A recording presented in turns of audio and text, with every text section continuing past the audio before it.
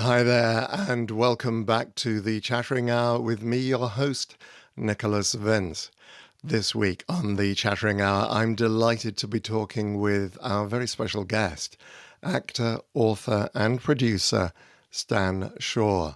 You may recognize Stan from films such as Rocky, Fried Green Tomatoes at the Whistle Stop Cafe, Roots, The Next Generation, and many more, including some of my favorites, Jeepers Creepers 3 and The Monster Squad.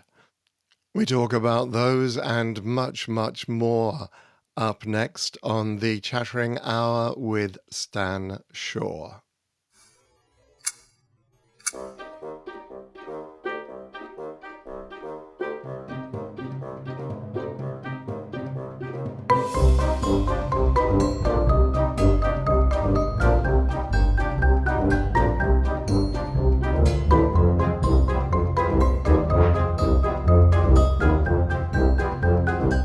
And we're back with Stan Shaw.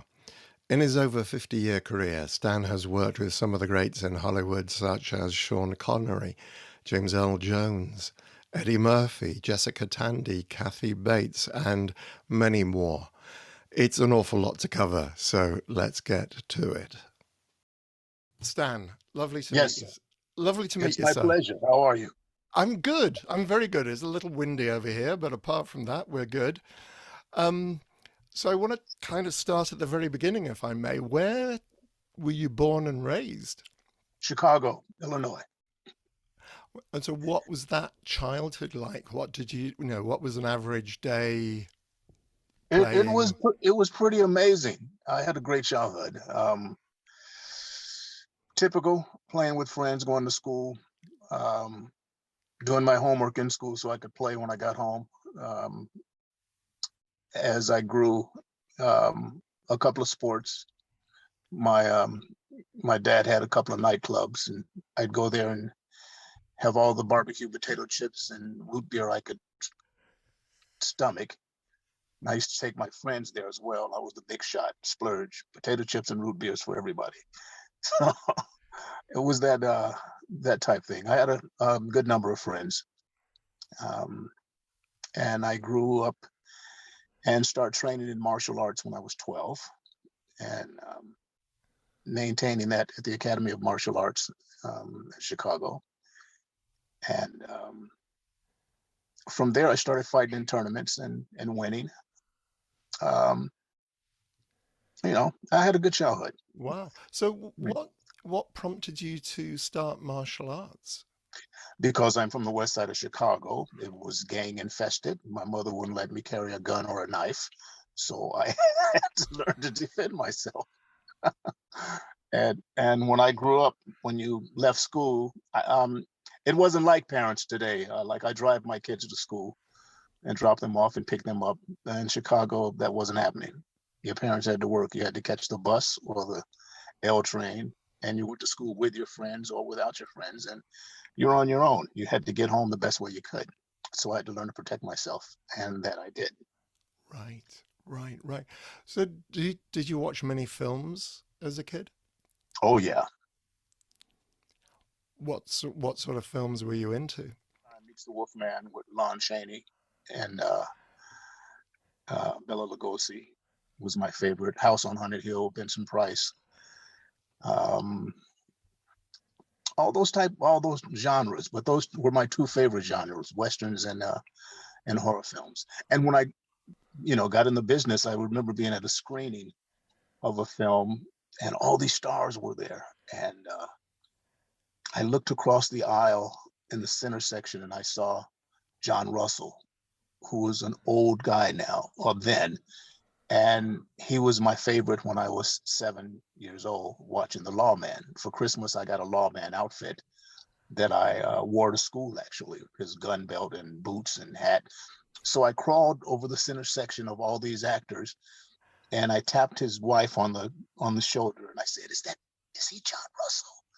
And she said, and she lit up because everyone was ignoring him. She was like, yes, it is him. I said, oh my God, I had a John Russell outfit. I had a belt. I had a gun. I had a rifle. I had his badge. And she lit up And after it was all over and everyone was congratulating everyone, she was walking out with him by himself, and she came over and said, "Thank you for that. I really appreciate it." But yeah, and another thing, I watched The Rifleman a great deal. And as I grew and started making films, I got to work with this character actor named Royal Dano, who was fantastic. You'd recognize him in film. When I did this series with Ralph Waite called The Mississippi, he was a guest star on the show, and I saw him walking toward me, and I'm like an eternal fan. If I love what you did as a kid, I love you.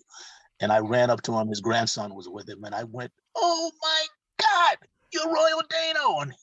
And he lit up like a Christmas tree. But yeah, I was a big fan of films, and always knew I'd be on them or in them in some way or fashion. So what was your first acting job in that case? I starred in the Chicago production of Hair, the musical. And from there, I went to replace a cast member on Broadway. And I did that show for a couple of years at the Shubert Theater. And after that, I went on and starred in The Me Nobody Knows on Broadway at the Helen Hayes Theater, and went on the road with that. And my last Broadway performance was a show called Via Galactica, directed by Sir Peter Hall. And after that closed, I picked up my things, my bags, and traveled and moved to Hollywood. And eventually, and I, not eventually, but I began to star for a year. They wouldn't hire me because the hiring practices were different when I started. Back then, you had to have film on you before you could be seen. And if you didn't have film on you, you couldn't be seen. And I remember going to several auditions one day and being frustrated. And my last audition of the day, I went to see Roger Corman's for a film and John Anderson. And out of exasperation, I just yelled at him. They said, "You have any film?" And I was fed up with that and said, "I don't have film." It was a martial arts film. And I said, "I don't have film on me, but how the hell am I going to get film on me if you don't let me do film?" And I did a kata, which is a fighting form, for him. And I turned to walk away, and he stopped me at the door and said, "Can you be ready to leave and for Hong Kong and the Philippines for 11 weeks and 3 days?" And I angrily said yes. And that's how it started. I did a film over there with Cirio Santiago. Well, and had you trained as you said you started in hair, but did you train anywhere in acting? No, no. My training was in theater. I'm training. It's kind of like singing to me. You have it or you don't. I don't believe in practicing what someone else teaches you, their method of acting, and they didn't make it as an actor. I've always been against that. That's my own personal thing that I have. I always thought, watching other people, I knew people that had masters in theater, and they had classes in theater every Thursday. They would get on stage for their classmates, and they would be in theater for 10 years, but they never made a film. They never did anything, but they lived for being in front of their classmates and getting this teacher to praise them, yet they never worked. I've never been a fan of that. And I saw some people, I'd go watch classes, and I saw mistakes. Oh, my lights went out, I'm sorry. And I saw some mistakes that I recognized that I wouldn't have done. And I remember the exact moment I said, "He's teaching them things that he did that didn't work for him. That's why he's here teaching school." And so that got a sour taste in my mouth. I believe in performing in front of 4,000 people at night with other amazing actors at your side. They gauge you. You can gauge what you're doing by their reactions, and you can play with different emotions and scene and see what works really in real time, rather than one person telling you this or that. Because when you're working, that person whom you're going to every week and you're paying money for his advice, when you're doing a film, he's not there. You got another director, another producer, who wants their version of what you're doing. And if you're giving them something this guy taught you and it's not working, you got a problem. And I've actually been on the set when an actor called his acting coach because the director was different, and he got fired for doing that. And I went, aha, aha. So that was my lot. And I gathered information from actors whom I respected. James Earl Jones, Anthony Hopkins, Henry Fonda. When I work with those guys, I was in their ear all the time, learning about the business, learning about the dollar value of the business, learning how much you can get, what you can ask for, what you can't ask for, and don't even think about it. So I got a great deal of help from my co-stars and people whom I respected. Right, right. Well, I mean, in one of your early films is Rocky, when you Yeah, were working with Sylvester Stallone. What was that experience like? that was amazing. I actually, I remember that vividly. We had the screening of Rocky, the first screening after we finished it. And before the film ended, he got up and went to the washroom, and I went with him. It was this, he got up right after the scene where he's in his apartment and he kisses her and they sink to the floor, and all the women in the theater started screaming. And I went to the bathroom and I said, it's like, you're going to be a huge star. And he said, you think so? And I said, oh my God, do you see them? Did you hear them screaming about that kiss with Adrian? He went, yeah, it was pretty shocking. But it was a great experience. I love Sly.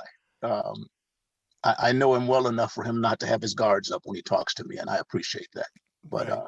he was solid, and he's a sharing actor to work with, and he's uncomplicated in his approach to what he does, and I appreciate him a great deal. Right, because you mentioned working with Henry Fonda, and I guess that's on Roots: The Next Generations. Yeah, yeah, yeah. He became a friend. We became friends of each other's actually. Um, Roots had a like I don't know how big a lot was it, quarter of an acre maybe, and all trailers. All actors had the same mobile homes, and the word was that Henry was coming to film the next day, and everyone was excited. And I was hurry up getting dressed so I could see him. I had no idea where they would place him. And as I'm walking out of my trailer, putting on my suit and tightening up, I see this shadow come out of the trailer right next to mine. And I looked over and it was Henry. And I froze and I tried to back up and go back in the trailer, but the door swung open toward my back and I couldn't open the door. And I was frustrated because I wanted to be invisible. And he said, excuse me, can you help me with this tie? And I said, yeah, sure. And I started tying his bow tie. And he said, darn, the tie will never tie when you want to tie it. I remember that. And I said, yeah, hi, I'm Stan Shaw. And he said, Hank Fonda. And I went, well, yeah. And I smiled that he would have to introduce himself to me. And we talked. I tied his tie. I have a picture of that moment on my page in Instagram, and a little story about that goes along with it. Instagram is the Stan Shaw at IG, Right, but right. you can see the story with Henry there. And I remember when the AD came up and said, Mr. Fonda, after we were talking for a while, your car is ready to take you to set. And he said, Stan, you want to come? I said, no, I'm just going to walk over. And he said, I'm going to walk over with Stan. And he walked to the set with me, and we got there, and he had the prop guy put my chair next to his. And I sat next to him before he got ready to film. And when they called him to film, the director came over to me and said, you can't sit here. You can't sit next to him. And I said, what's going on? He said, he has a pacemaker, and we don't want the radio mic may interfere with him. And so they moved me all the way across from him. And when he finished his scene, he came back to his chair and he was doing this, looking for me. And he spotted me over there and he waved to me like this. And I came over to him. He said, what are you doing clear over there? And I said, well, they said I can't sit next to you. because of your pacemaker. And he said these words, "Old Balderdash." And he told he told the prop guy, "Bring his chair over here and sit him down." And the director looked at me and I said, you know, and so I sat next to him, and we talked all the time. And I remember doing a film in Fort Worth, Texas, called Tough Enough with Dennis Quaid, and we were at Cowtown, and at the Cowtown Palace. And Peter Fonda came on location to visit Dennis, and I was in Dennis's suite talking to him. And Hank wasn't doing too well. And it was the year that the Academy Awards actually went to his home, and he was in bed with a full beard, and they were honoring him. And I told him my story with Henry, and I said, I know your dad. And I wrote a note anyway for him to give to his dad.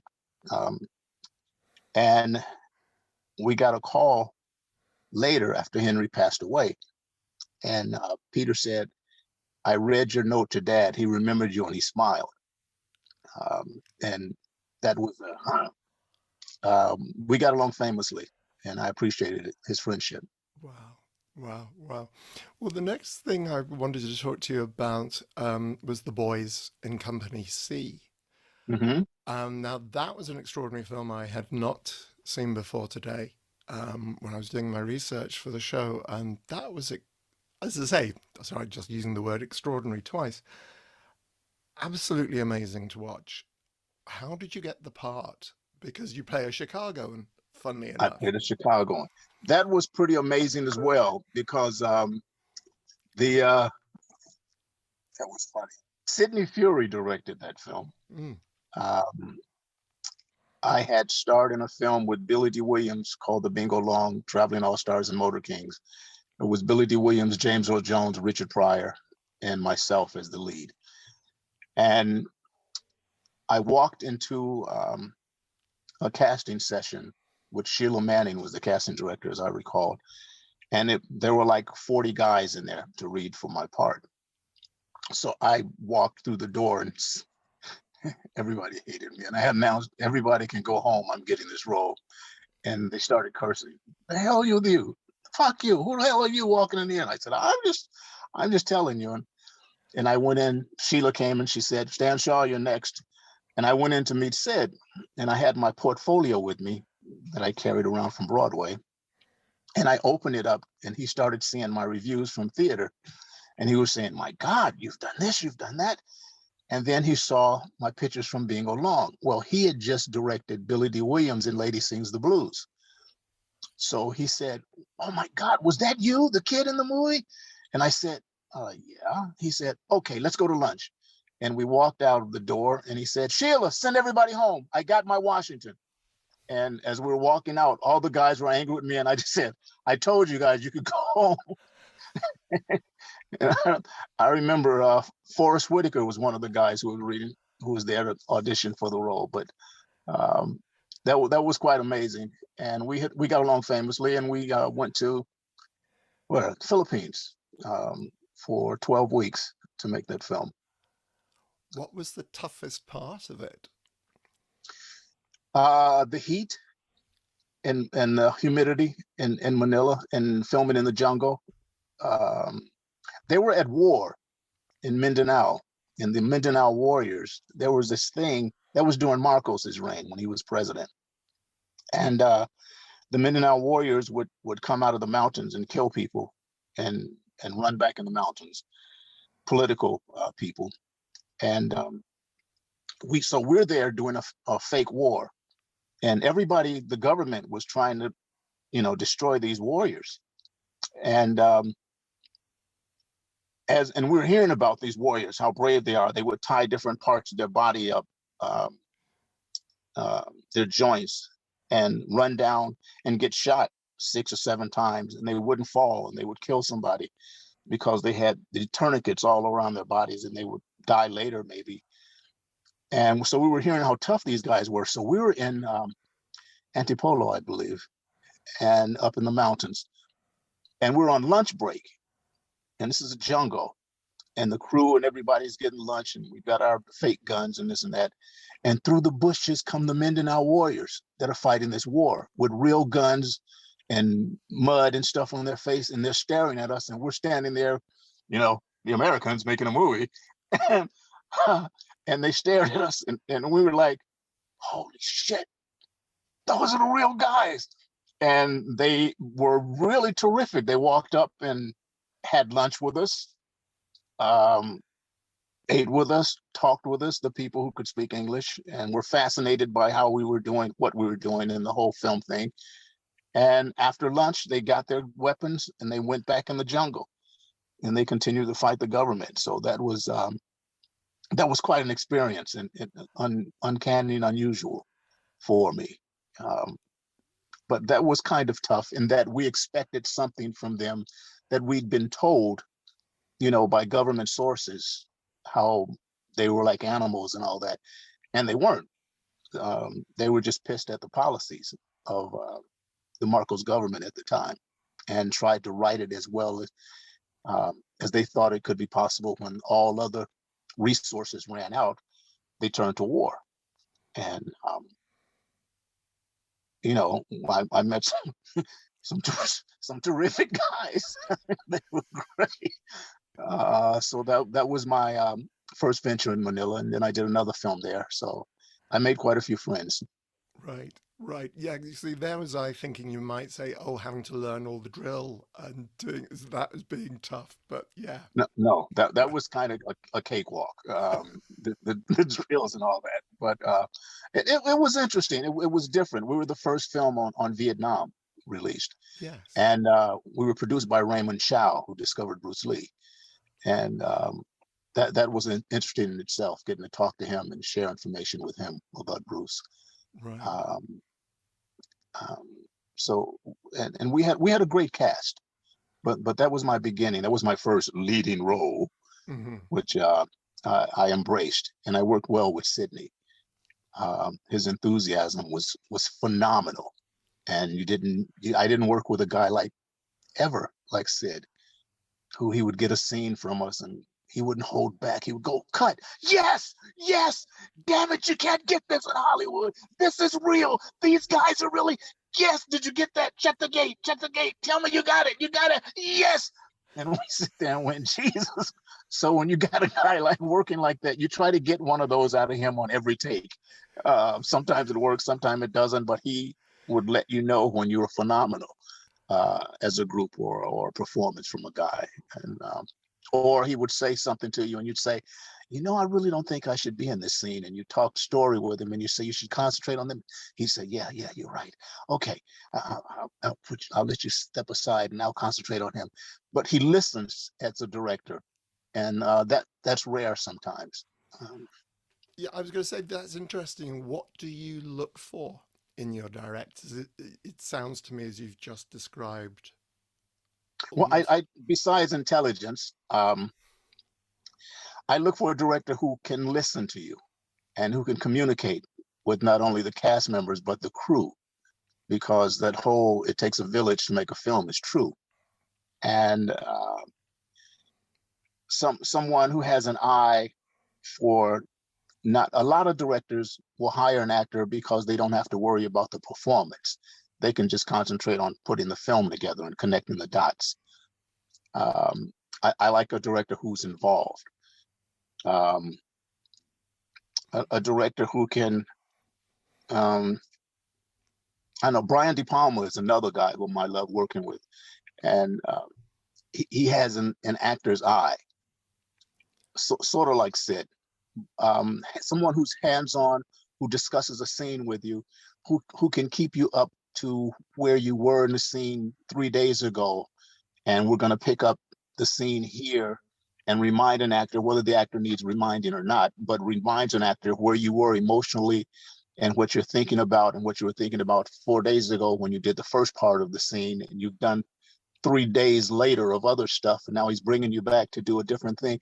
Someone who's connected, and someone who has no ego and he lets his film speak for itself. Someone who's not overbearing and who doesn't challenge you in terms of your manhood, because some directors will yell at you and I yell back. But someone who's compassionate, forthright, and someone who knows what the hell they're doing. It's because confidence brings out confidence in performers. So a director sets the tone of a film. And if you're a great tone setter, you'll get a great production. Or if not a great production, everybody will give you their best in terms of what they know you want or how you know you want it. And that goes to the second unit and everybody. It all starts with the director. And I've worked on films where the director was jealous of the second unit director and he wouldn't let him direct without him being there. And that's his whole job, is to go do his thing while you're doing yours. So it's a little much, but I respect a director who respects the process of filmmaking. Right. Have you ever wanted to direct yourself?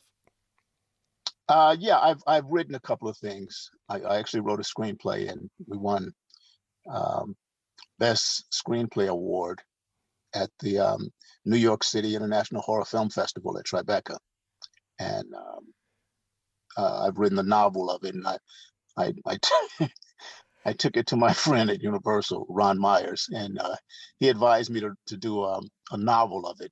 And I did the novel. He wanted to read the pre-release of it and asked me to get it to him. So after we finished putting the novel together, I took a copy up to the tower at Universal and gave it to them downstairs to deliver to him. I didn't know he was going on a vacation in Europe with his family.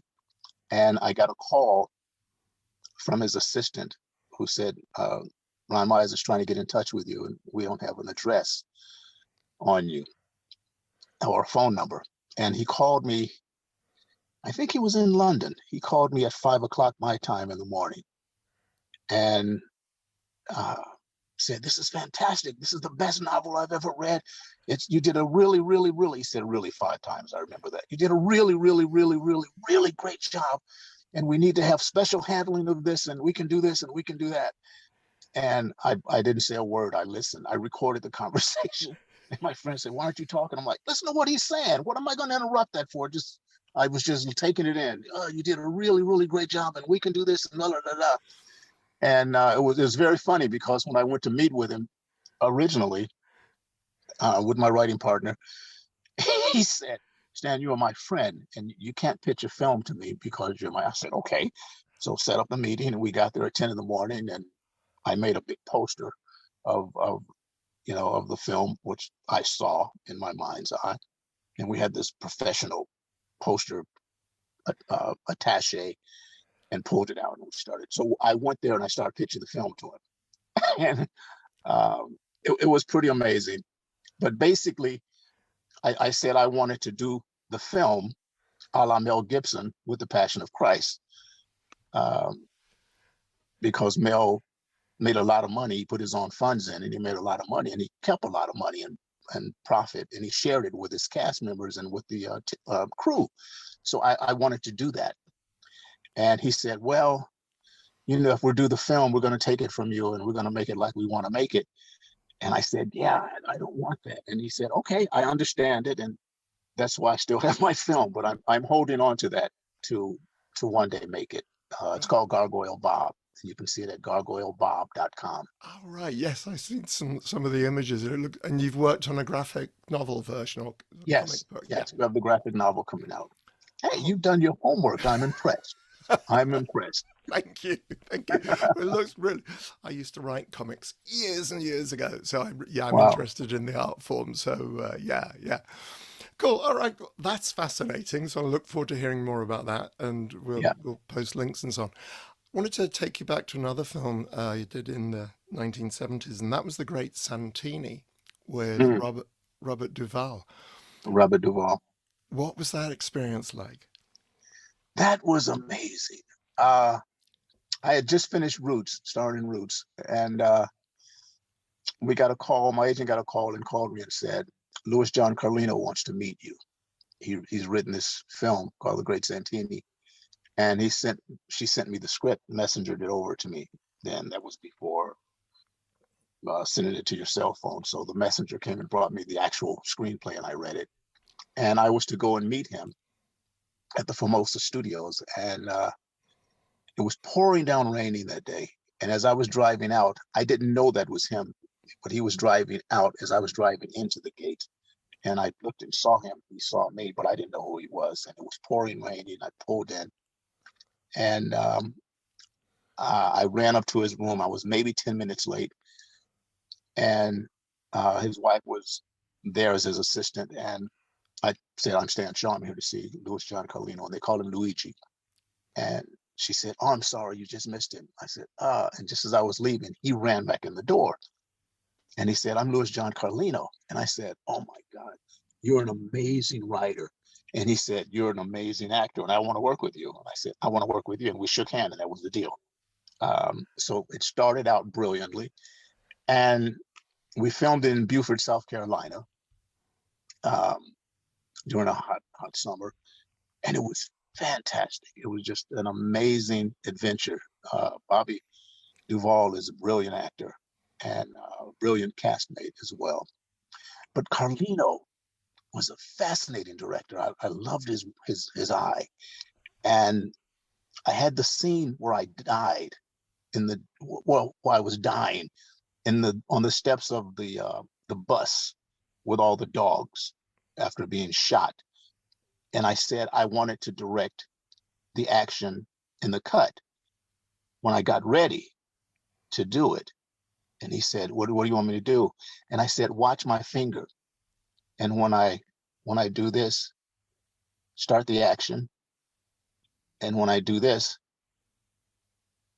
cut." So he watched my finger, and I got ready, and I started the action, and I did my scene, and I did my finger, and he cut.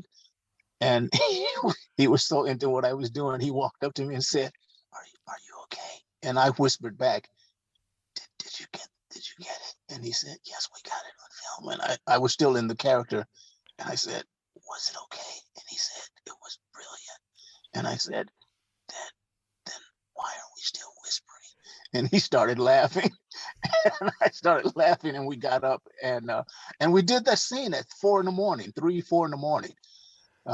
So those are always challenging when you start night shoots, and you shoot from 7 until sunrise.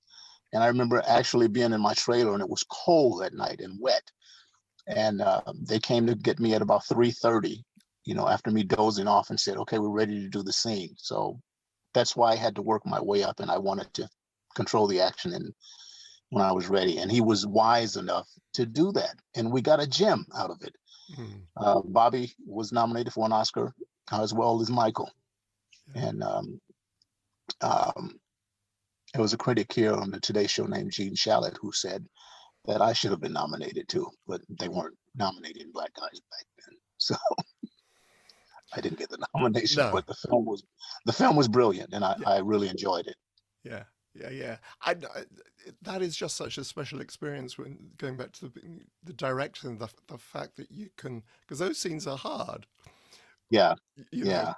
But you have to have trust with whom you're working with, and that goes both ways. The director has to trust you. You have to trust him. You have to trust your cast, because, like I said, it takes a village, and no one person can just do it all. And when you run into a butthead like that, it's really aggravating,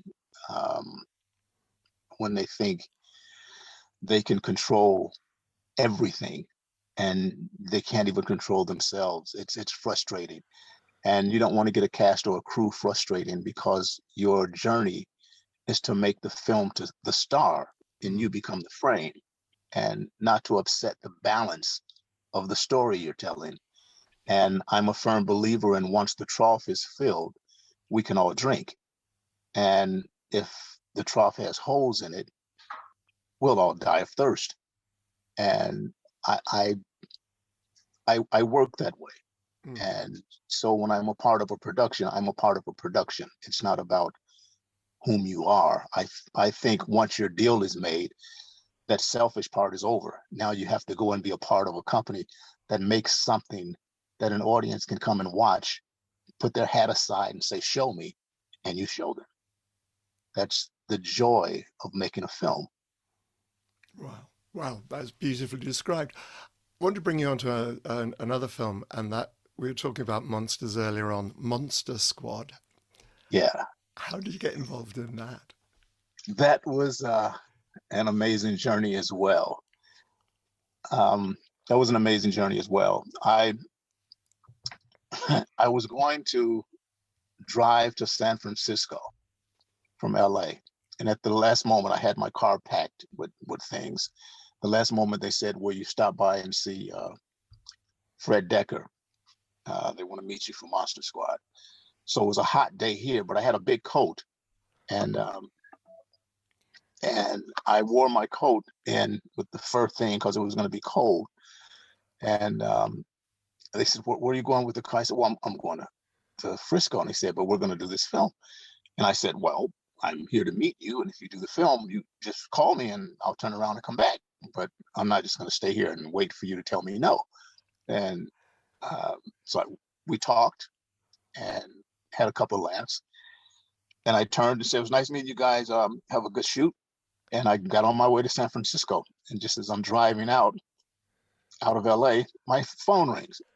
And I said, you need to come back for the Monster Squad. And I went, those guys did this on purpose. They waited until I drove out of LA. And they called me to come back. But the Monster Squad was amazing. Liam Neeson had a part in it originally. We had a terrific cast, and the kids were amazing. I loved the form of the film. And it was weird because I remember being at the screening and you thought it was going to be this camp thing. And a couple of us were kind of sitting in our seats like, okay, let's watch it.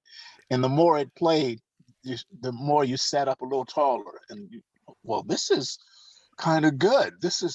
And by the end of the film, we were like, this is great. You know, and we really didn't feel that when we were filming it, but they put it together marvelously, and it's become this classic.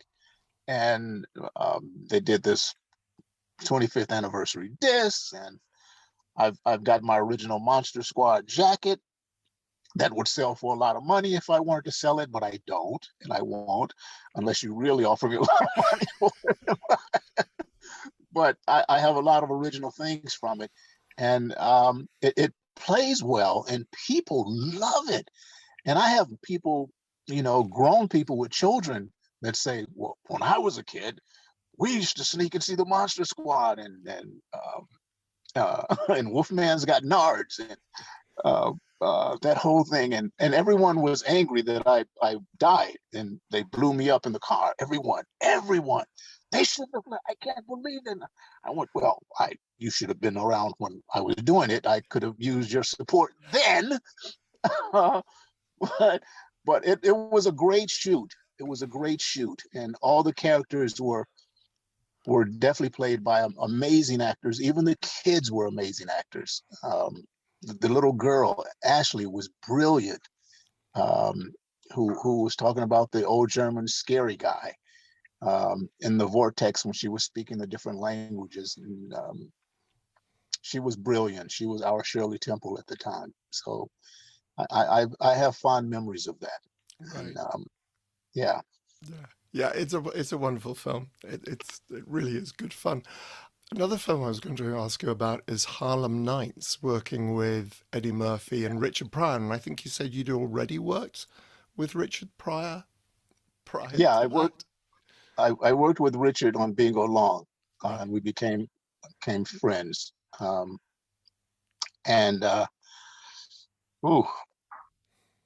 remember being at a boxing match in Vegas, and Murphy was sitting in the back of me, and I hadn't met him.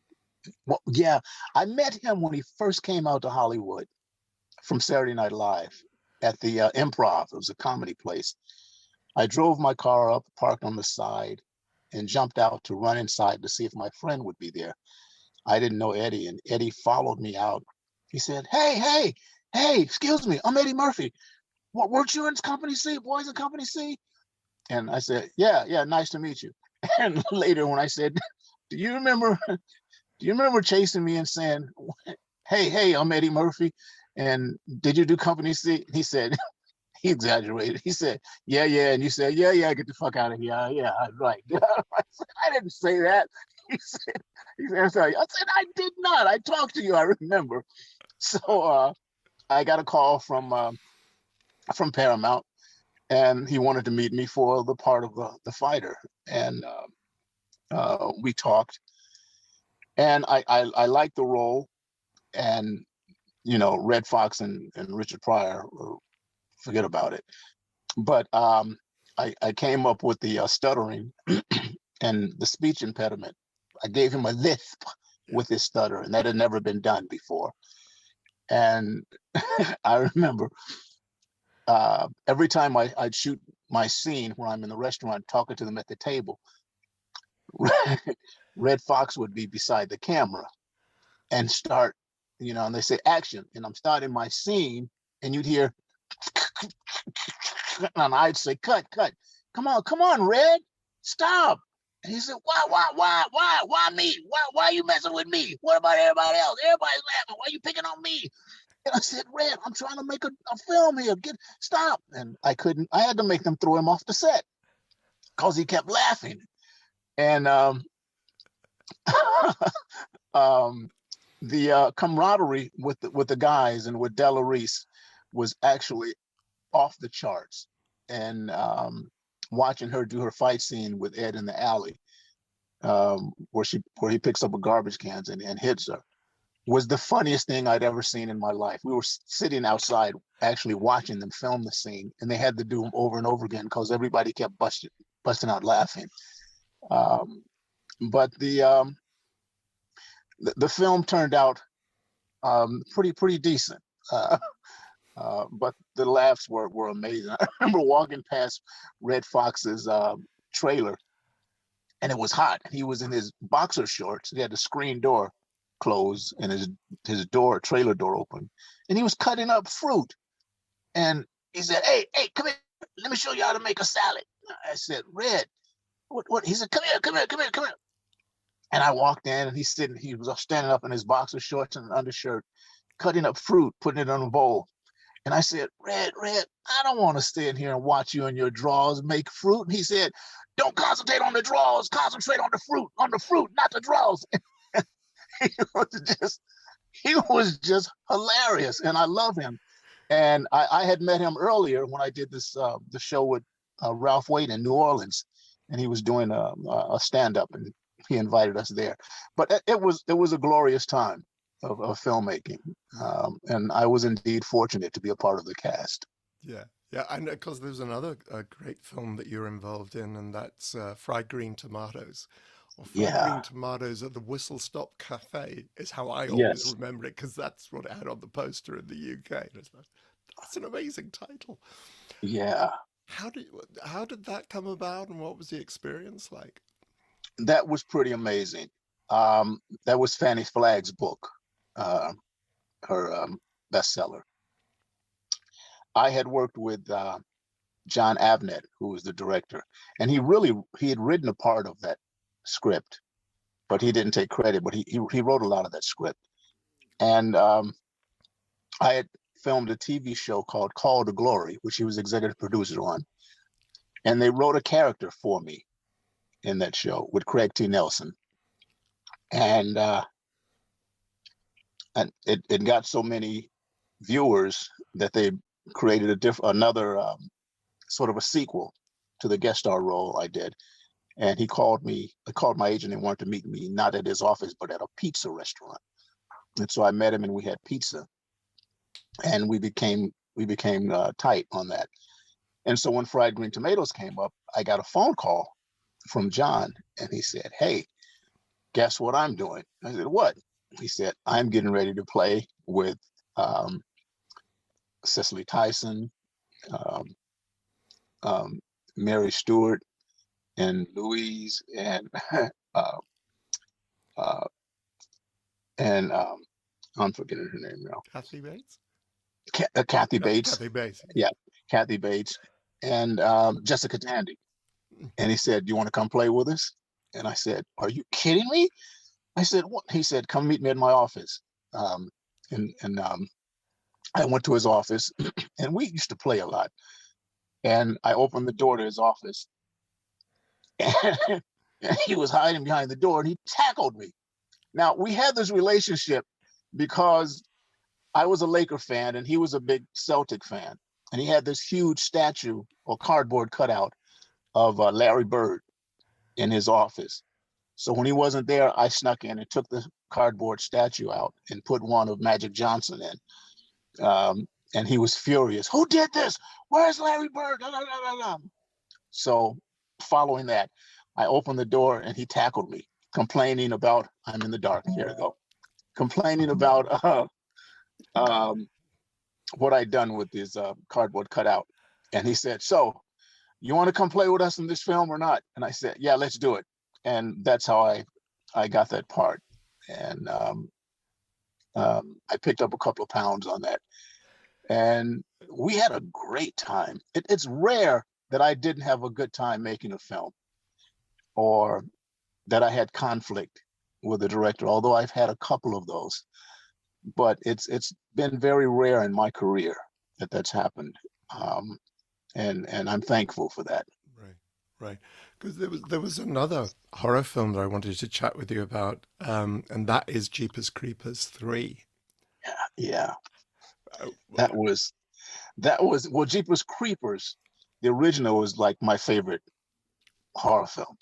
I remember sitting in there watching it, and I enjoyed it so much. I started saying, "Why can I never be in a film like that? Why does everybody gets to be in a film like that, and I can't be in a film like that?" And I called my agent screaming, said, "Why don't I want to be in a horror film? Why wasn't I?"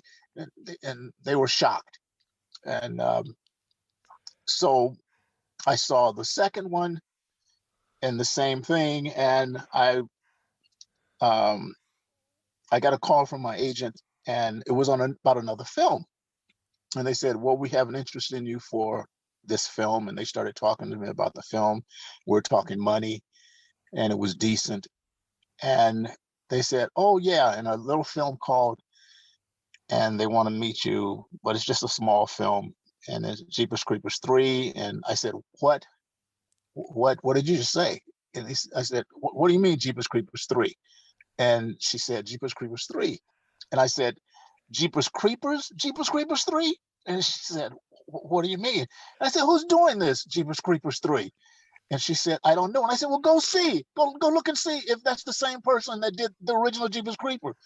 And she started reading names. And I went, she said, "But we got this bigger offer." I said, "No, no, no, no, no. He wants to, I'm going to meet him. I'm going to go meet him." And I went and met him, and I went in to read with him, and well, with the casting person, and he was there.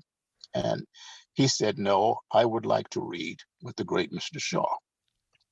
And I was so into being there into the moment that the DP was my DP on the North and the South book 3 miniseries that I did. And I didn't even see him because I was so involved in this scene. And I walked out, and he wanted me to do this part, and it was canceled. And I thought it was gone. And 6 months later, it came back up, and my agent called and said, I said, "I thought that was finished." And she said, "No, they're doing it and in the city in the South." And I said, "Okay, let's go." She said, "But the money." I said, "I don't care about the money. I want to do this film." And I flew down, and I met everyone, and we did the film, and I had a great time on it. But they didn't have all the resources to make it as they wanted to make it. So we did what we did, and it was released, and it did well for the few days it was out. And subsequently, the television premiere and the video disc and all that sold well. But I had a great time on that film. And Well, because when I got there, the first day I saw was the creeper flying. And I'd always wanted to see how they do stuff like that. And he was on this giant crane swinging with his axe. And I'm taking pictures with my camera going, "This is great." And the director says, "Well, you're gonna fight him." I said, "I get to fight him?" He says, "Yeah." And he said, "All those other parts I had in the film, I canceled them, and I gave you a bigger part. You're actually the lead in the film." And I said, "Are you kidding me?" And I had just found that out when I arrived on set. It wasn't the same as when I read the script that they sent me. I was just one of a few guys, but he condensed all those roles into my role. And I was like, "Oh, this is great. I get to fight this guy." And he made this huge gun that weighs 300 pounds, and he drove it in on this truck. And I said, "What is?" He said, "This is your gun." I was like, "Are you kidding me?" I was like a kid. I was like a kid because I love horror. I love horror. Horror fans are the best fans on the planet. They just are. And they love you forever, or they hate you forever. But it's forever is involved in that. Yeah, I've done a few conventions with Jonathan Breck, and yeah, I know how Yeah. much the fans really love the Jeepers. I was watching it again. I was watching Jeepers Creepers 3 this afternoon. Seen it before, and it's such a nice part, and you get to work with Meg Foster. Um, Yeah. yeah, yeah, it's Yeah. Meg was great. yeah, Meg was great. yeah. Very scary. Amazing. It's I love about Meg is she's just those piercing eyes. Those eyes when she's looking through her hair. Oh Yeah, my God. yeah, yeah. Wonderful, wonderful woman. I love Meg. Yeah. Now we're drawing to the end of this, and the way I end this show is with a section called "The Luggage in the Crypt," Hmm. where I ask my guests basically thinking about, I'm going to give you the biggest pyramid ever Okay. for your final journey. What film would you take with you into your pyramid? Oh, I can only take one. Hmm. Oh, that's so hard because I like Western and I like horror. Um, I'll give you two. Go on, I'll give you two. okay. My favorite Western, Once Upon a Time in the West, where Henry Fonda is the bad guy, Charles Bronson, and there's this haunting harmonica that's being played all the time. And that, so I got to talk to Hank a lot about making that film. And ooh, my horror film, ooh, mm, I'd have to say Jeepers Creepers, the original. Um, Although I did a combination horror and Western film called The Pale Door, which I enjoyed. Right. Um, uh, and at one of the conventions, I met Rico. He's the original guy who was Creature from the Black Mm. Lagoon. Yeah, yeah. And I'm sitting across from him at my table, and I look and I see this sign, and I said, "Oh, is that?" And I ran. No one was at his table, and it was like another John Russell moment. I'm Yeah, like, this kid.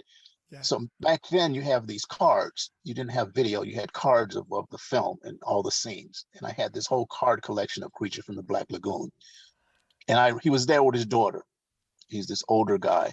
Mm. And I said to her, "Is this the guy?" She said, "Yeah, it's my dad." I went, "Oh my God."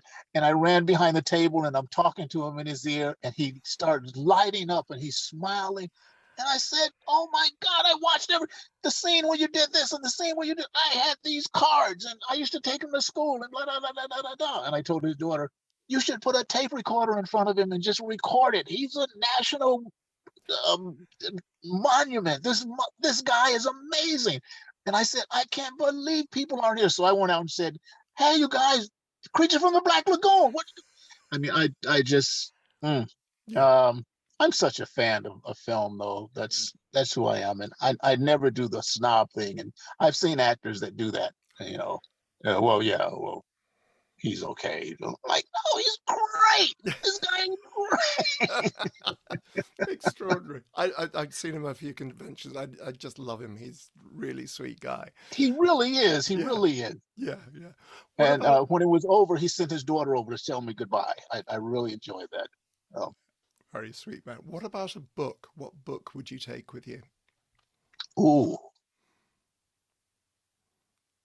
Mm.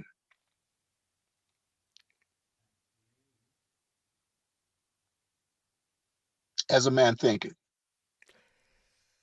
As a man thinking. I thinking. don't Yeah, I don't yeah. know this.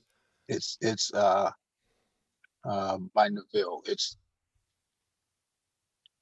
It gives you it gives your soul something to hold on to in terms of what you're made of and how you can make things happen in your life by your thoughts and by your spirit joining your thoughts and bringing things to fruition, bringing things to crystal clarity in you.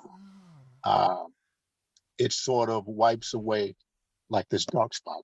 It sort of it sort of wipes away fog in what's happening in your life, and it assures you or gives you assurances of believing in who you are in your spirit, not necessarily in your body, but in your soul, and how you can transfer spirit into action, into the world which you want to revolve around or join in its rotation and have things revolve around you as well. Um, it made me aware. It was a different connection than martial arts, but also the same in that it centered on instincts and believability in who you are as a creative. Um, when you get in the square with somebody and you're going to fight them, no matter their size, you have to be in a certain spirit in order to beat a person with what you've been training with all your life. And that book kind of help you connect to the fight you're going to have in a world where everything is against you. And it kind of teaches you not to be against yourself, but to bring your spirit into the winner's circle with your flesh and learn to shift gears when need be, slow down when need be, and to cruise when need be. Um, so that was a very important book to me, Wow. especially in the business that Mm, I'm in, mm, when where you get rejections, and it's yeah. not about you, it's on them, and it's their loss, not yours, and you continue your journey, and you have to have courage to be a part of this road that has no ending and no beginning. James Earl Jones once told me, who's my mentor, the business does not invite you in and it does not cry for you when you go out. Careers are made of what you choose to do and as well as what you choose to turn down. And it all sort of revolves around this circle, and it depends on where you're standing in the circle when the rotation comes your way. And you have to understand that, and it helps you with clarity on that circle and who you are and the elements around you. And it's some spiritual and mystical stuff, Wow. but I Wow. I believe in being centered as a human, um, in the spirit that is me and not the flesh that is my identification. So it did a great balancing job for me in terms of Wow. of um, focus, Hmm. clarity, drive, not as much ambition, but where you're destined to go if you control your destiny. So it kind of helps you captain the ship, if you will. Sure. And we all need help and guidance. And that book did that to me early on. Wow. Wow, that sounds extraordinary. I'd never heard of it, and I will add it to my list because it. Okay. Yes. Well, thank you for that because that is very You're welcome. You're inspiring. welcome. Okay, what about an album? What about it? An album? Music? Yeah. Woo. Ah, that's tough.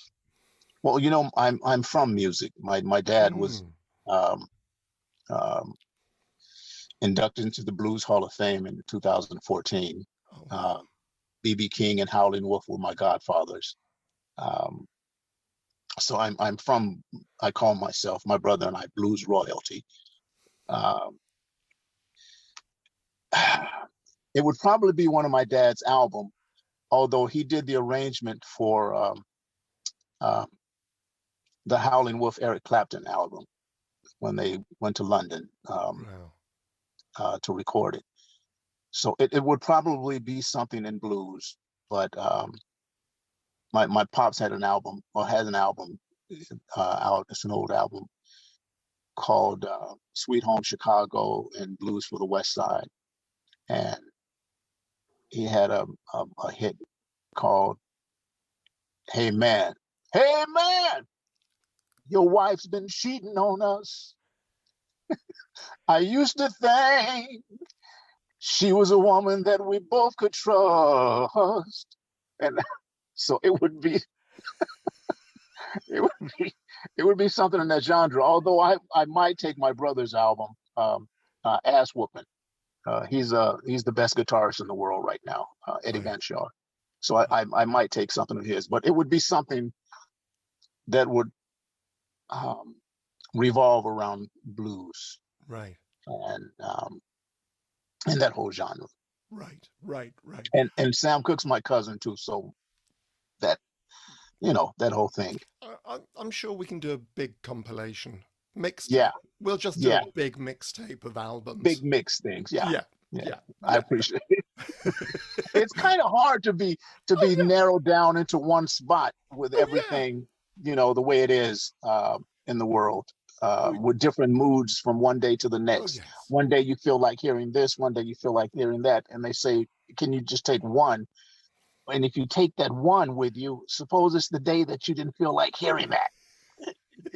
But if you say, "Can you take this now?" Well, right now, this second, it would be this. Yeah. But if I got to take it somewhere and tomorrow, it it might be a different, it might resonate differently with me. Yeah. Yeah. Of Yeah. course. Yeah. Naturally. What about favorite food or drink? Oh, I'm really kind of easy with um, food person because I'm allergic to shellfish. And people go, "Oh, you don't eat lobster?" And I say, "No, you don't know what you're missing. A trip to the hospital."